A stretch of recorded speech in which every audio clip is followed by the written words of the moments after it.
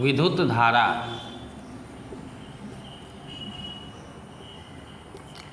ये हमारा टॉपिक है, इस पे आज हम डील करेंगे विद्युत धारा पे। ये बेसिकली बीएसईबी के लिए, Bihar school examination board class 10।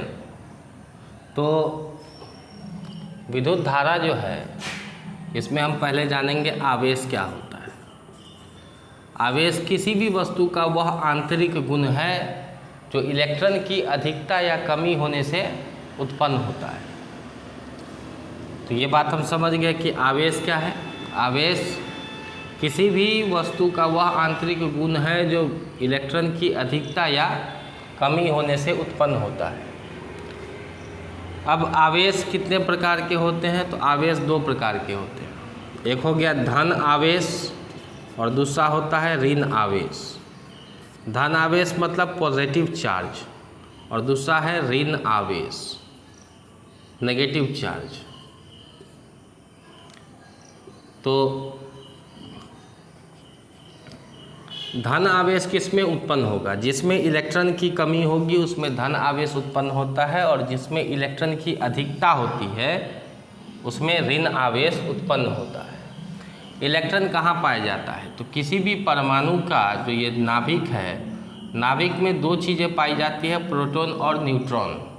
और इलेक्ट्रॉन इसके कक्ष में पाया जाता है जो कि नाभिक के चारों ओर चक्कर मारता है। तो ये इलेक्ट्रॉन है, और इलेक्ट्रॉन के ऊपर चार्ज होता है नेगेटिव।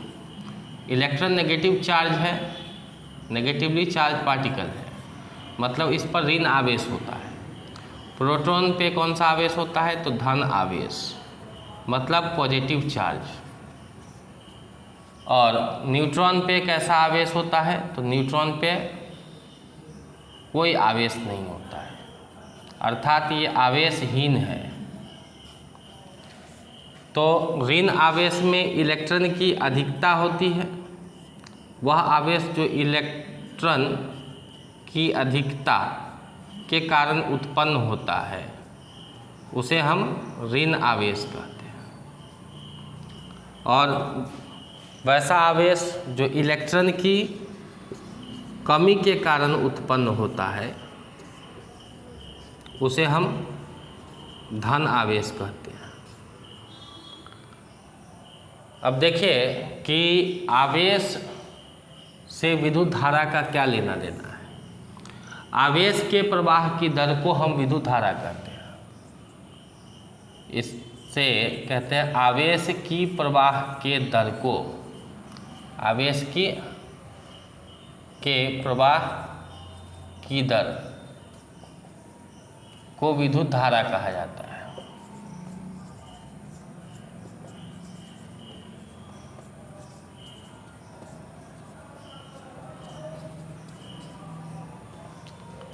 तो ये जो विद्युत धारा है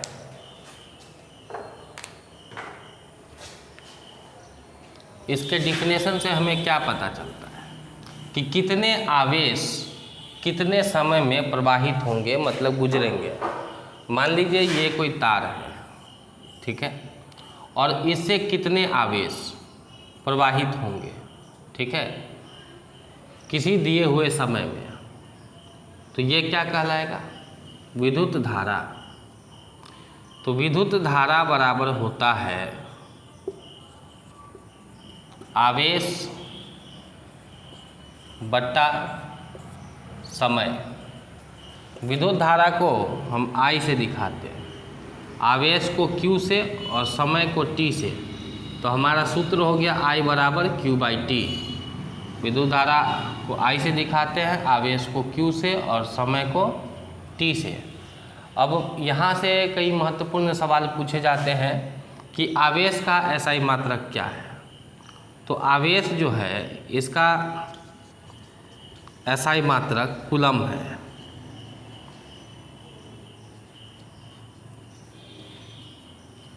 क्या हो गया? कूलम। समय का SI मात्रक क्या है? तो समय का SI मात्रक सेकेंड है। और तो ये देखिए कूलम पर सेकेंड, तो कूलम पर सेकेंड, इसको हम ऐसे भी लिख सकते हैं, कूलम पर सेकेंड को हम कहते हैं एम्पियर। तो विद्युत धारा का एसआई मात्रक क्या हुआ? तो विद्युत धारा का एसआई मात्रक एम्पियर है।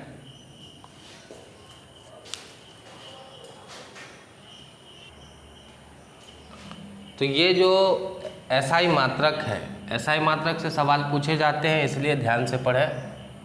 अब देखिए, हम जानते हैं कि आवेश के प्रवाह की दर को विद्युत धारा कहते हैं। तो ये आवेश किस ओर से किस ओर बहेगा, या विद्युत धारा किस ओर से किस ओर बहेगा। मान लीजिए एक तार है, इसको हमने बैटरी के पॉजिटिव टर्मिनल से जोड़ा है। बैटरी के पॉजिटिव टर्मिनल का मतलब समझिए, ललका चुट्टा जो लगाते हैं बैटरी में, वो पॉजिटिव टर्मिनल होता है, उससे हम इसको जोड़ दिए। ये पॉजिटिव है और इधर नेगेटिव है, और करिकवा वाला जो चुट्टा है वो लगा दिए इसमें इधर, तो ये नेगेटिव टर्मिनल है।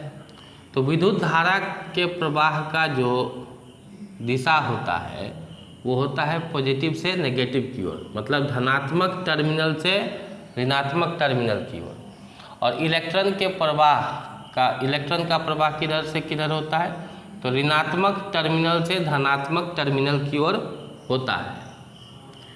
सुचालक किसे कहते हैं? सु मतलब अच्छा और चालक, ठीक है, मतलब अच्छा चालक होना चाहिए। सुचालक वैसे पदार्थ हैं जो अपने से होकर विद्युत धारा को प्रवाहित होने देते हैं। जैसे आप देखते हैं कि हम तार ले लेते हैं, एल्युमिनियम का तार या कॉपर का तार, जिस चीज़ का भी तार लेते हैं, तो वो एक सुचालक है, क्योंकि अपने से होकर विद्युत धारा को प्रवाहित होने देता है। लेकिन कुचालक क्या है? कुचालक, यहाँ सभी के सभी धातु जो है वो सुचालक है। कुचालक क्या होता है? वैसे पदार्थ जो अपने से होकर विद्युत धारा को प्रवाहित नहीं होने दे।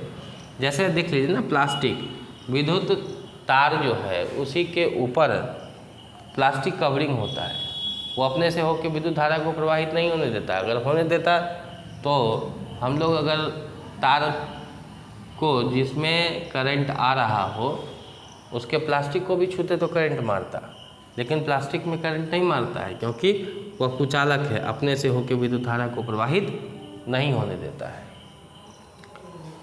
देखिए कुछ और बातें जाने। ये सेल क्या है? हम जिसको बैटरी कह देते हैं, निप्पो का बैटरी खरीद के लाते हैं या पेंसिल बैटरी खरीद के लाते हैं, वो बेसिकली बैटरी नहीं है, सेल है। जब ये अकेले है तब हम इसको सेल कहेंगे, ठीक है। और सेल जो है वो विद्युत धारा का एक इकाई स्रोत है। सेल क्या है? विद्युत धारा का एक इकाई स्रोत है।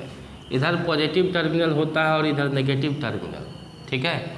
लेकिन सेलों के संयोग से क्या बनता है? बैटरी बनता है। ये एक सेल है, लेकिन हम इसी में फिर दूसरा सेल जोड़ दें, तीसरा जोड़ दें, है ना, 2 या 2 से अधिक, ये 2 है, यहाँ तीसरा जोड़ दिया हमने, 2 या 2 से अधिक सेलों के संयोग से क्या बनता है? बैटरी।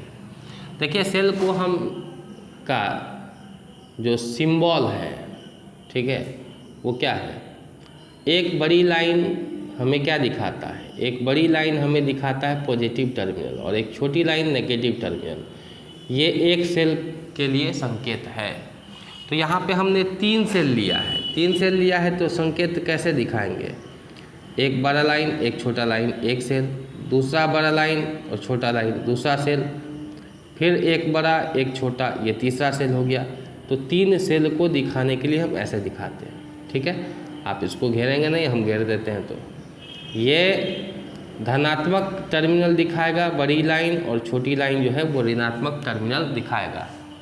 तो हम समझ गए बैटरी भी क्या है? सेलों के संयोग से क्या बनता है? बैटरी बनता है, ठीक है।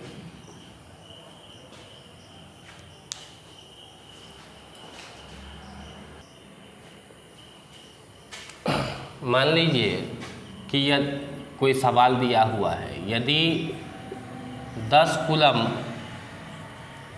आवेश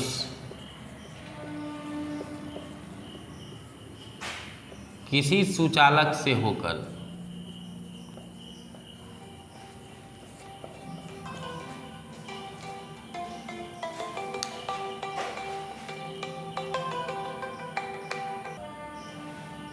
यदि 10 कूलम आवेश किसी सुचालक से होकर 5 सेकेंड तक प्रवाहित होती है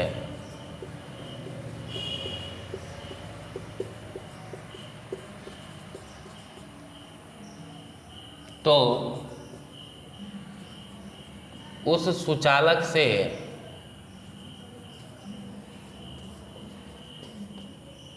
कितनी विद्युत धारा प्रवाहित हो रही है।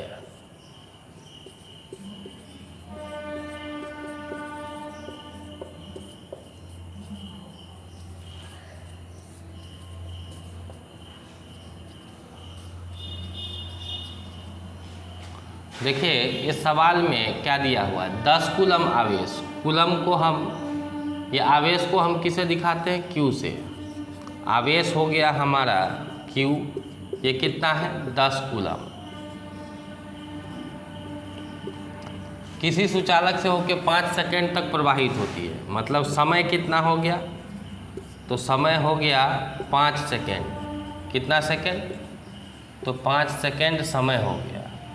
अब हमसे पूछा जा रहा है कि उस सुचालक से कितनी विद्युत धारा प्रवाहित होती है, मतलब I पूछा जा रहा है, विद्युत धारा क्या है।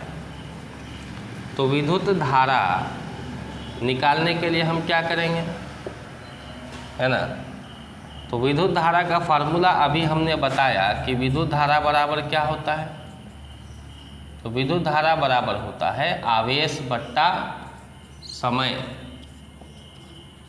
आवेश बट्टा समय मतलब I बराबर Q/T।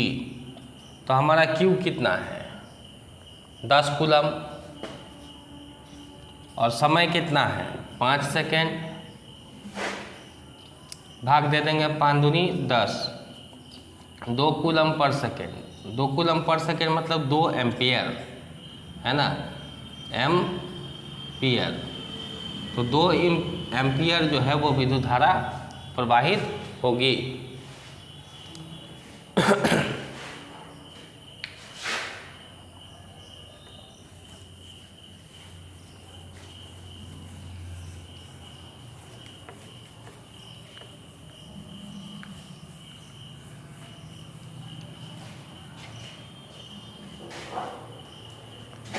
देखिए कि विद्युत परिपथ क्या होता है। मान लीजिए कि हम एक बल्ब जला रहे हैं, ठीक है, तो बल्ब जलाने के लिए हमने बैटरी का इस्तेमाल किया है। 2 सेल की बैटरी हम लगाए हैं, ये पॉजिटिव और ये नेगेटिव। एक बड़ी लाइन, एक छोटी लाइन, एक सेल, दूसरा बड़ा लाइन, दूसरा छोटा लाइन, दूसरा सेल, तो 2 सेल की बैटरी लगाए। तो विद्युत धारा हमेशा धनात्मक टर्मिनल से ऋणात्मक की तरफ प्रवाहित होती है, मतलब पॉजिटिव से नेगेटिव की तरफ। तो इधर से विद्युत धारा निकलेगा और ये विद्युत धारा निकलने के बाद इस बल्ब से होते हुए यहाँ तक नेगेटिव टर्मिनल तक पहुँच जाएगा। अब देखिए तो इसे हम क्या कहेंगे, ये जो पथ है, ये पथ जिससे विद्युत धारा प्रवाहित होती है उसे हम क्या कहते हैं, विद्युत परिपथ।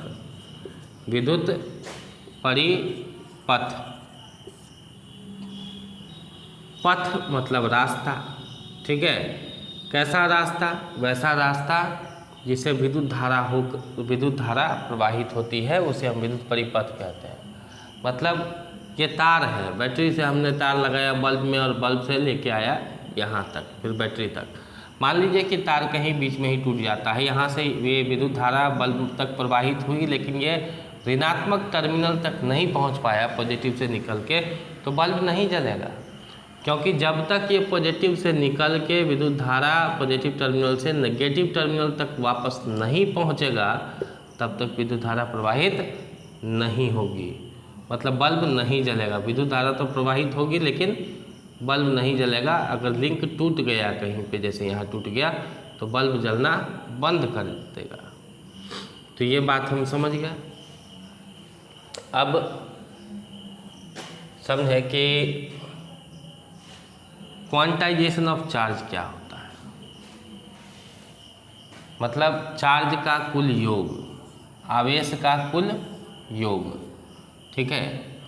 तो कुल योग क्या होता है, Q बराबर होता है NE, मतलब किसी विद्युत सुचालक में कुल कितने आवेश हैं, तो कुल आवेश जो होता है वो किसके बराबर होता है? n जो है यहाँ पे नंबर ऑफ इलेक्ट्रॉन, मतलब इलेक्ट्रॉन की संख्या है, और ये कुल आवेश है। n जो है वो क्या है? इलेक्ट्रॉन की संख्या, और e क्या है? गुने e क्या है? e जो है ना वो एक इलेक्ट्रॉन पर आवेश, एक इलेक्ट्रॉन पर आवेश है। अब देखिए एक इलेक्ट्रॉन पर आवेश कितना होता है? एक इलेक्ट्रॉन पर आवेश कितना होता है? तो एक इलेक्ट्रॉन पर आवेश होता है -1.6 गुने 10 के पावर -19 कूलम। ये आप याद रखेंगे, लेकिन सवाल बनाते समय हम माइनस का उपयोग नहीं करते हैं। तो यहाँ से हमारे एक और सूत्र निकल गए कि Q बराबर NE होता है, मतलब कुल आवेश बराबर इलेक्ट्रॉन की संख्या गुने एक इलेक्ट्रॉन पर आवेश। ठीक है, यहाँ माइनस साइन इसलिए लिया गया है क्योंकि इलेक्ट्रॉन का आवेश जो है वो ऋणात्मक होता है।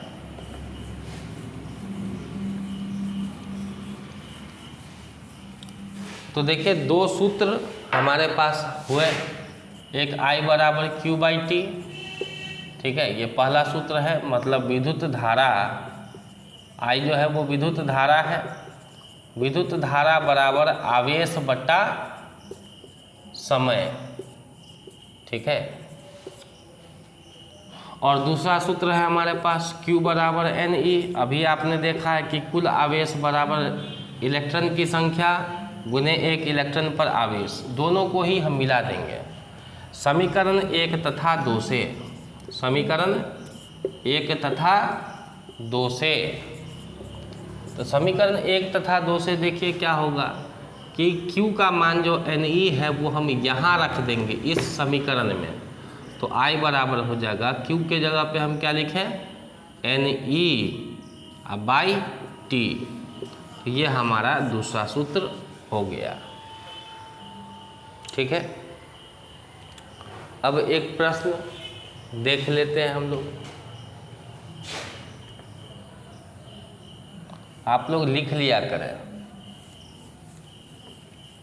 वीडियो रोक के लिख लिया करें, सीखना हो तो। अब देखिए, मान लीजिए कि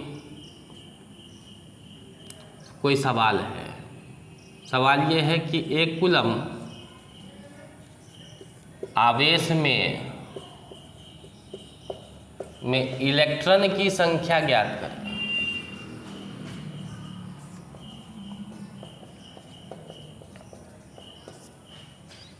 एक कूलम आवेश में इलेक्ट्रॉन की संख्या ज्ञात करें, कैसे निकलेगा भाई? एक कूलम आवेश मतलब हमारा चार्ज क्या है, आवेश कितना है, कितना है? एक कूलम। ठीक है, उसमें क्या पूछा जा रहा है? इलेक्ट्रॉन की संख्या, मतलब n पूछी जा रही है, इलेक्ट्रॉन की संख्या। ठीक है, हमको पता है एक इलेक्ट्रॉन पे आवेश कितना होता है। एक इलेक्ट्रॉन पे आवेश होता है 1.6 गुने 10 के पावर -19 कूलम। सर आपने अभी बताया था -1.6 गुने 10 के पावर -19 कूलम, लेकिन यहाँ पहले वाला माइनस काहे नहीं लिए? देखो बाबू, सवाल बनाते समय हम ये माइनस नहीं लेते हैं, क्योंकि नंबर जो है ना इलेक्ट्रॉन का वो ना कि माइनस में होगा और ना ही प्लस में होगा। देख लेते हैं। देखिए, हम जानते हैं कि यहाँ कौन सा सूत्र निकलेगा, तो Q, N और E दिया हुआ है, तो हमारे पास सूत्र है Q बराबर NE। ठीक है, Q बराबर NE। तो Q जब एक कूलम है, N नहीं पता है और E कितना हुआ? 1.6 गुने 10 के पावर -19 कूलम। तो n बराबर कितना हो जाएगा? अब देखिए, हमको n निकालना है, दाहिनी ओर है, तो n को हम इधर ही छोड़ दें। ये गुना में है, इधर आके क्या हो जाएगा? भाग में। तो 1/, ये तो कूलम लिखा हुआ है, ये भी क्या है कूलम, कूलम से कूलम तो इसे कट जाएगा। 1/, गुना से आया भाग में, तो 1.6 गुने 10 के पावर -19। 1 को हम अगर 1.6 से भाग देंगे तो कितना हो जाएगा 0.625 और गुने 10 के पावर -19 है ना यहाँ नीचे, ये ऊपर जाएगा तब +19 हो जाएगा। ये याद रखें आप कि जब भी कोई पावर माइनस में ऊपर जाएगा तो प्लस हो जाएगा, प्लस में रहेगा तो माइनस हो जाएगा। अब एक डेसिमल अगर आगे ले जाएं तो यहाँ से 1/10 को खर्चा करना पड़ेगा, ठीक है। आप इतना भी लिख दीजिएगा, ये सही है। एक डेसिमल आगे लाने के लिए क्या करना पड़ेगा हमको, 1/10 को घटाना पड़ेगा। 10 का पावर 19 है तो 10 का पावर 18 हो जाएगा, ठीक है। बखूबी आप इस बात को समझ गए होंगे कि नंबर ऑफ इलेक्ट्रॉन कितने हो गए, तो 6.25 गुने 10 के पावर 18 हो गया।